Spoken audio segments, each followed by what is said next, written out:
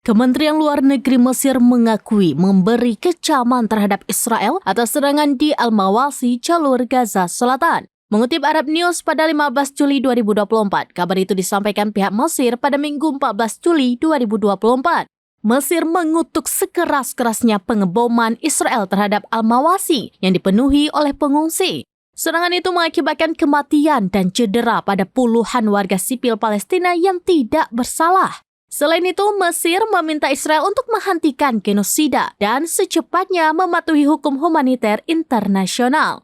Mesir juga menekankan bahwa kejahatan brutal semacam itu tidak dapat dibenarkan dengan dalih apapun. Mesir juga memperingatkan Israel dengan menekankan bahwa pelanggaran terus-menerus justru akan menambah kerumitan serius terhadap upaya yang bertujuan mencapai gencatan senjata.